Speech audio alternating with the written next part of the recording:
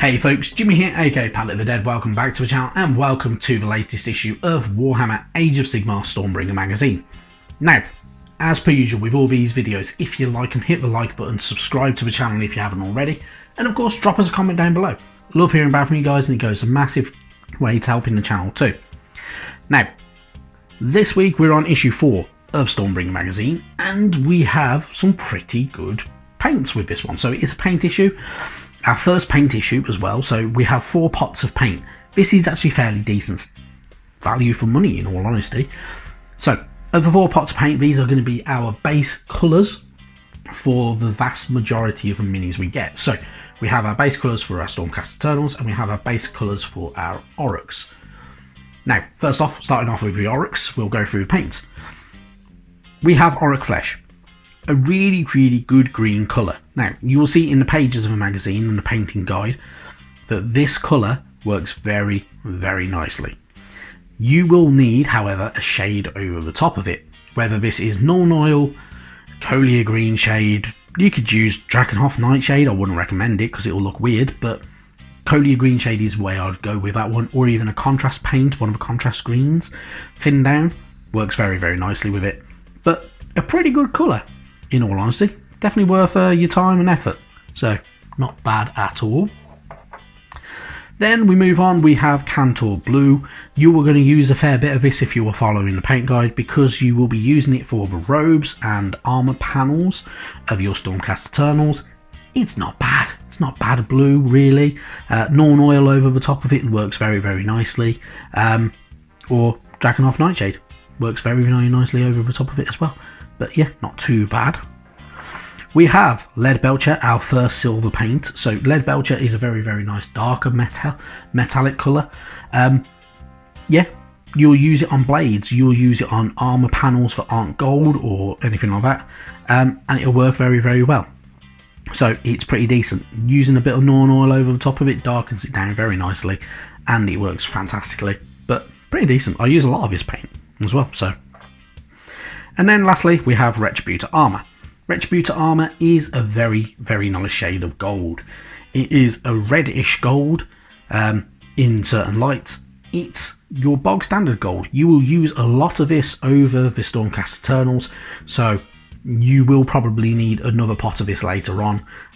Whether we get another pot of this with the course of the magazine, I don't know. We may do, but otherwise, pop into your local Games Workshop or order online and you'll get more pots of these. Pretty decent, very nice colour. And then finally we have a paintbrush. This paintbrush is a Citadel starter brush. Yeah, they're okay. They're not the greatest brush. They're not the worst brush. I have seen far worse. These have a fairly decent tip to them. It's not going to get you very fine detail. It's good for base coats more than anything, in all honesty, and large layers. Yeah, that's all I'd use it for. But it's, you know, it's a brush. If you're new to the hobby or you're only getting back into it and you're going through the magazine and you're going to follow the paint guide in the magazine, this brush is going to be a lifesaver for all those base coats. Just make sure you clean it very thoroughly. If you do leave too much paint on there, it will go inside there and it will split the brush, which makes it very hard to use and very crap to use. So, you know, use a bit of caution, but treat it very well and it will treat you very well. Otherwise though, let's jump into this week's issue. First off, inside the issue we're greeted by Skyheld.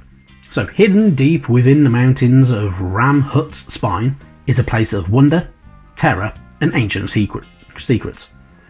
This is Skyheld, a colossal, once lost library of the ancient Draconith that is now a sprawling city home to many scholars and pioneers. So, long ago Skyheld was an archive of the Draconith people. Since its rediscovery by the Cadron explorers, it has grown from a temporary expedition to a mighty fortress city. The central library citadels house countless parties of scholars and delvers eager to crack open the lost secrets of Skyheld and make their fortune. Their efforts are supported by a vast population of hunters, loggers and labourers. So, Skyheld obviously an ancient area that has been lost for God knows how long, and has been rediscovered by the Cadron overlords, and the fact that they like to explore and they obviously can fly because it is up in the mountains. It is a large citadel, I'm guessing it'll be very well defended, but it is also containing a lot of myths and secrets from the Age of Myth, and yeah, people go there to venture and try and kind of uncover those secrets, which are pretty cool. Now, we get information about one of the new faction that are held within this area, which are the Iron Thanes. So the Iron Thanes are persistent predators who use the weather as a weapon. They defend Skyheld from invaders by luring them into high mountains, raging blizzards, and treacherous ice fields. Only when the enemy is exhausted and half frozen do the Iron Thanes attack. They fall upon their enemy in a hail of furious strikes and storm-charged arrows before fading into the icy mists. Now, I'm not going to lie, the Iron Thanes colour scheme is pretty decent. I would say a metallic red would do very, very nicely there. And that silver, kind of lead belcher style silver and a bit of gold, that's actually a nice colour scheme. Works very, very cool, and looks pretty nice as well. Not too bad. There is a fungal threat within Skyheld, because many dark forces can covet the knowledge found in the heart of Skyheld. Among the most determined are the gloom-spiked gits of the Hollow Skull. These grots believe idiocy is a virtue and all knowledge must be destroyed so the realm can become a place of mindless violence. Because, you know, they're a bit daft. And they do utilise to like to try and use fungus to kind of grow and destroy and stuff like that as well. So they're really cool. And of course, Skyheld's survival depends on the Stormbringer crusades, and the city must stand. For the knowledge found in its depths is invaluable and irreplaceable. Now, if you're unaware of what the Stormbringer crusades are, by all means pick up the Dominion book. It's really quite good. But the Stormbringer crusades is where they go out with a whole host of people, Stormcast Eternals sometimes included, and more, and they try to settle new areas, outposts and towns, and they crusade there. They utilise these big massive floating platforms that are brought along on arcane energy to carry all their supplies, so they don't actually have to have a big massive baggage train and stuff like that, and yeah, away they go. It's pretty good. It's not too bad. It's quite an interesting idea the Stormcast Crusades are as well. And each one of them represents a kind of a lifeline for any city that they venture out from, because it helps secure the area around. So not too bad. Then we have our first How to Paint guide. Now, this is actually How to Paint Part 2. Now, this is very, very easy. So Part 1 kind of just gave you a little bit of hint of what to do. This gives you more of a bit of a kind of a setting of what to do for painting. So if you are fully new to painting, this guide is actually quite invaluable. So get yourself a water pot. You can use a mug if you want to. Just make sure you have clean water inside it and clean it regularly to make sure there's no bits of paint floating around in it. Get your Citadel paints ready. Get yourself a palette. Now, palette pads you can get from good old Citadel if you want and you feel like you need it. You can use wet palettes from places like Redgrass Games. You can make your own wet palette, which, you know, can be done. It's not too bad to do. Or you can get things like, I've seen people use a plate, an old plate and stuff like that, an old ceramic plate, because it keeps the paint a little bit malleable and cool. So I've seen people use bathroom tiles and much, much more. So entirely up to you. The best thing to do though with any of your Citadel paints is make sure you thin them with a little bit of water, and it makes it spread a little bit further and smooths the paint out as well. You're going to need your Citadel paintbrush, which of course we get one with this issue. You're going to need some paper towel. You can use kitchen towel, you can use toilet roll, you can use blue roll if you've got access to it. Entirely up to you. You're going to need your Warhammer minis, of course, because otherwise what else are you going to be painting? And you can use a magazine for your paint guides. The paint guides are generally quite decent for all this. They start off very basic and they get more and more complex. So the more you're following them, the more complex your painting can get, and the better looking your minis will get over time as well. So definitely worth reading through. Now, with this paint guide, obviously we're going to go through everything. So obviously you have different types of paints. So you have a starter brush, you can have base brushes, dry brushes, you can have layer brushes, and you can have texture spreaders. These are all the type of things that you are going to get at some point, and you will probably be able to pick up. So your layer brushes, we will get a layer brush, I believe, with one of the issues. Don't know how long that'll far away that'll be. We will get a dry brush with an issue more than likely as well. The dry brushes are a bit thicker, the bristles are spread outwards, so they are wider, and they are very, very good for things like going over textures, going over buildings, and much, much more, because you can get a bit of a spread over them. You can use them like a base brush, however I wouldn't recommend it because it loads it with too much paint and it makes the bristles hard and unusable. And your texture spreaders are very, very handy for things like bases. So grab my texture spreader, it looks like this. So it has a kind of a scoop end and it has a smoothing end.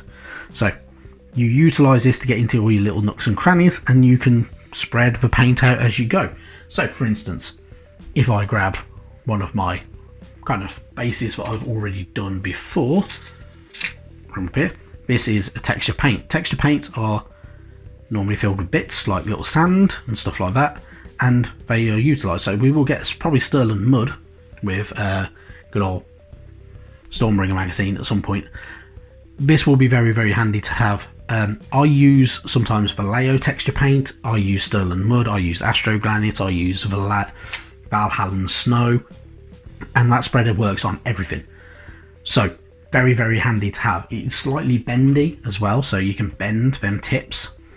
So it is very, very good for spreading them texture paints around. Using a brush will knacker the brush, so keep that in mind. How to paint, very, very simple. You can load up your brush, you can use a little bit from it, so you can use it from a pot, load up your brush, put it on a palette, thin it down. Generally, if you're painting directly with certain paints, if they will take a little while longer to kind of cover, and you may need third coats, entirely up to you. So if you wanted to, you can kind of sidestep a coat.